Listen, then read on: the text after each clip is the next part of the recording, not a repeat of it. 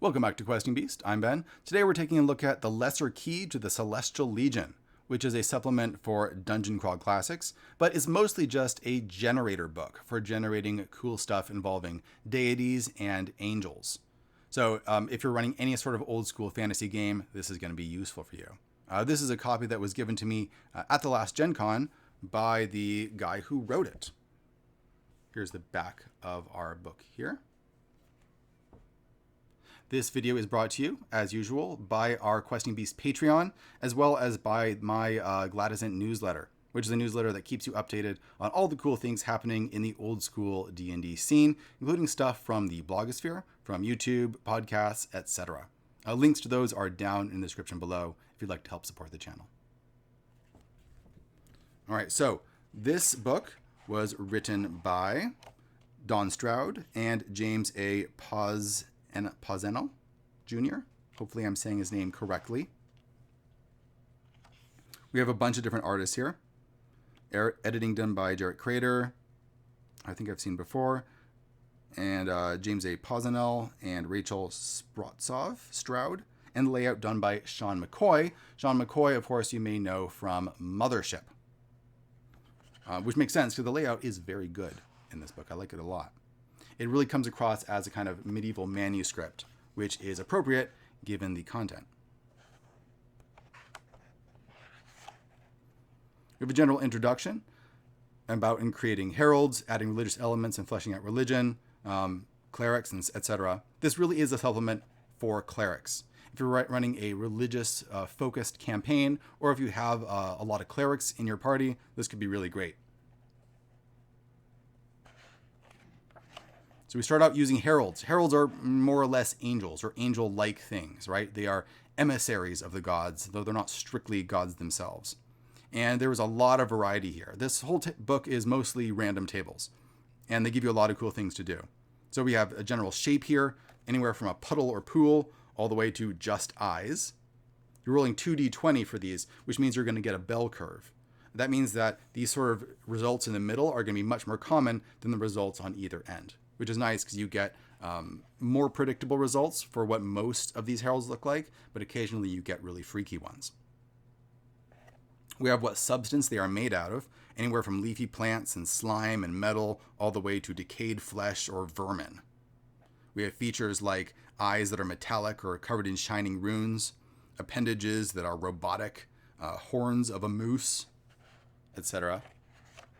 So you might get a lot of results that look like things like Hindu deities, or you could get stuff that looks like stuff from the book of Ezekiel, where you have these very abstract, bizarre-looking angels that are almost symbolic in nature.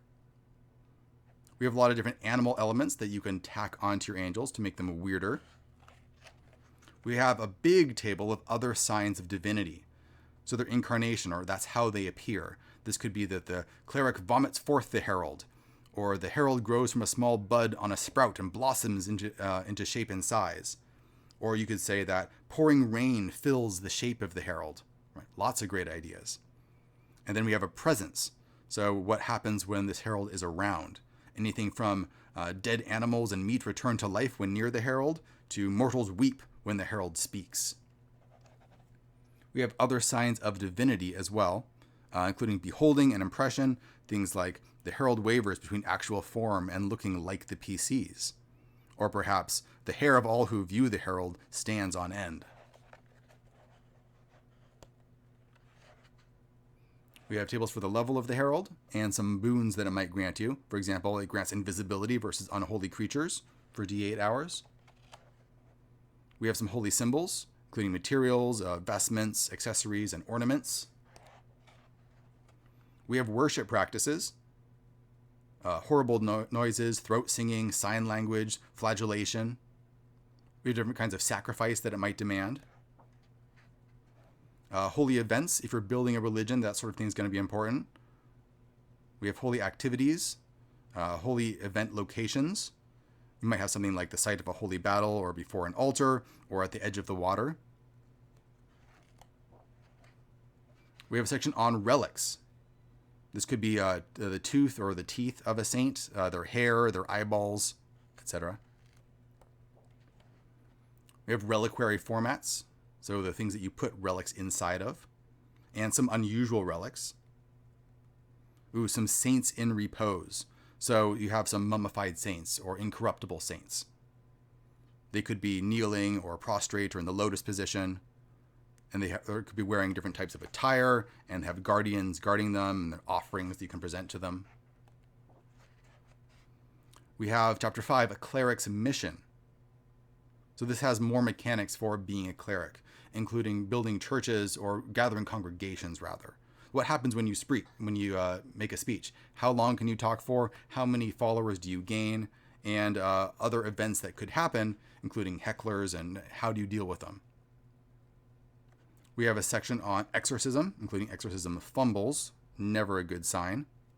And here we have a table for our hecklers. It could be anything with just a possible convert with questions, all the way up to a cleric of another alignment or another faction of clerics trying to take you down and make you look ridiculous, or possibly burn you. A section on maintaining your ministry. Your disciples' roles, what happens when you're away for a long time, the material costs of your churches, holy quests that you might go on. And then we have an appendix at the back, including name generators, creating some really weird stuff, and domains. This is really great. Whenever I create any sort of deity, I always have domain tables, and usually don't want one. You want to roll up maybe 2 or 3 is typically what I do.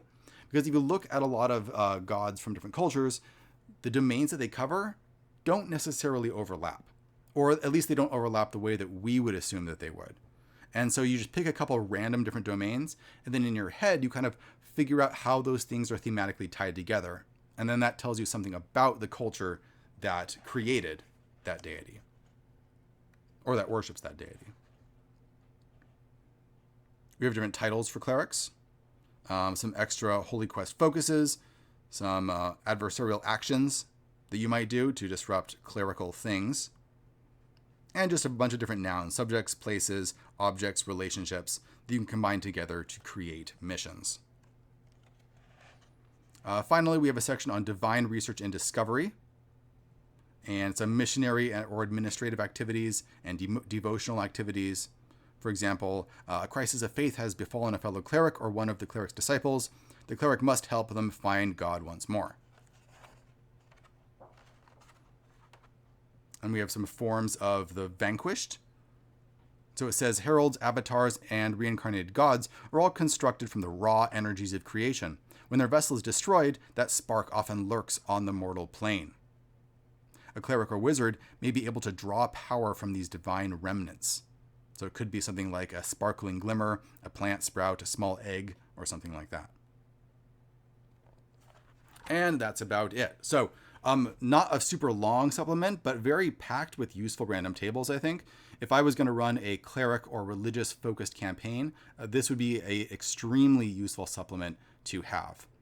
I'll put links to it down in the description below as usual, where you can check it out for yourself. Also links to my Patreon and to where you can sign up for my free newsletter. All right. Thanks for watching, everybody. I'll see you guys next time.